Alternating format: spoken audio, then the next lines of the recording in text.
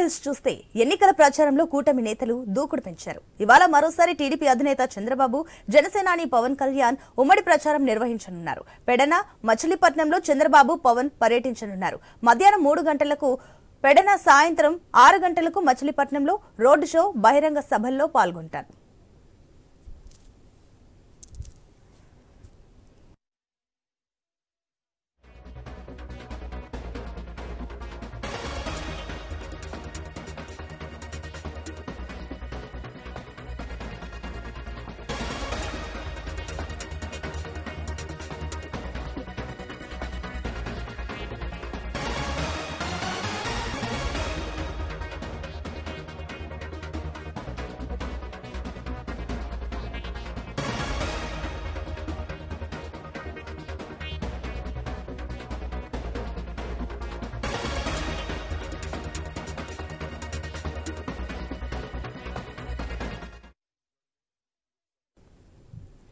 ఎన్నికల ప్రచారంలో కూటమి నేతలు దూకుడు పెంచారు. ఇవాళ మరోసారి టీడీపీ అధినేత చంద్రబాబు, జనసేనాని పవన్ ఉమ్మడి ప్రచారం నిర్వహించనున్నారు.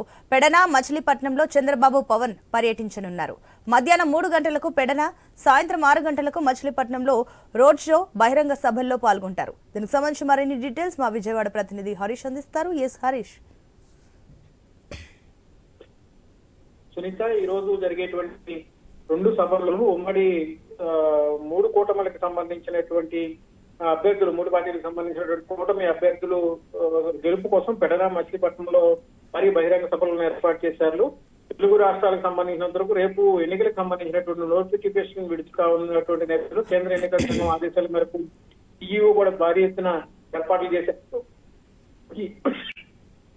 ఏపీలో 175 అసెంబ్లీ స్థానాలు, 25 లోక్సభ స్థానాలకు సంబంధించి 25వ తేదీ వరకు కూడా నామినేషన్ స్వీకరించేటువంటి అవకాశం ఉంటుంది. ఆ తర్వాత 26న నామినేషన్ల పరిశీలన, అదేవిధంగా 29న ఉపసంహరణకు సంబంధించినటువంటి గడువుగా ఇప్పటికే కేంద్ర ఎన్నికల సంఘం నిర్ణయించినటువంటి సిచ్యువేషన్ ఉంది. మే 13వ తేదీన జరిగేటువంటి పోలింగ్ కు సంబంధించినటువంటి ఏర్పాట్లపైన కూడా ప్రత్యేకమైనటువంటి దృష్టి సారించారు. ఇటు కూటమి సభలు, అటువైపు ప్రతిపక్షం మేమంతా సిద్ధపడుతూ అధికార పక్షం వెళుతున్నటువంటి నేపథ్యంలో ఎన్నికల సంఘానికి సంబంధించినటువంటి సన్నాహాల్లో అధికార యంత్రాంగం కూడా బిజీగా ఉంది. ఇప్పటికే గోడౌన్లో ఉన్నటువంటి ఈవీఎం మిషన్స్ ఏవైతే ఉన్నాయో వాటన్నింటినీ కూడా ఆయా పోలింగ్ కేంద్రాల పరిధిలో ఉన్నటువంటి అధికార యంత్రాంగానికి అప్పగించేటువంటి పనిలో ఉన్నారు. ఇప్పటికే పొలిటికల్ పార్టీల ముందు కూడా ఈవీఎంలకు సంబంధించినటువంటి పనితీరుకు సంబంధించినటువంటి అంశాలను కూడా ప్రస్తావించినటువంటి పరిస్థితి ఉంది.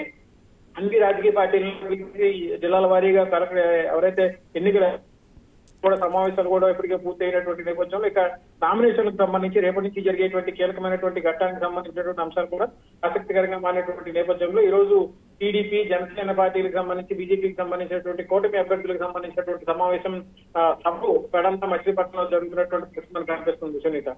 Right Harish, thank you.